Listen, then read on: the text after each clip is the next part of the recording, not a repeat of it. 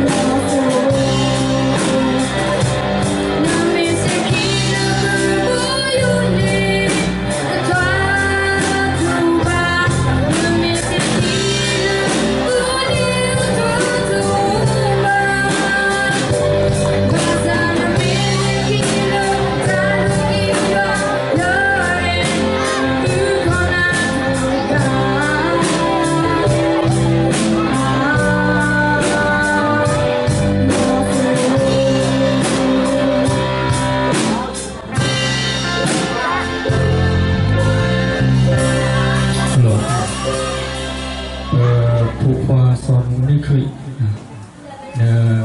na ta sa wi ni pa ke nam wa na ke lu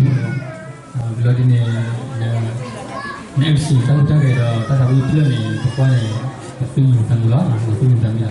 pasal na ke ni ba ti wa MC bahasa yang ni ta sa wi plan la ni tho ba ni ba da ni ko do na ka wi so wa lo di ni pe ni cha na no cha ni ni ke nya la ma ke na ta do ta ni ni cha ko so lo da ni la pemikir. Tetapi ada thola juga tetap wan yang jaga Allah mau ben. Ada bahawa pasal mana jenis kesini ni biasa kita kalau bisa guna lah tapi guna kalau dulu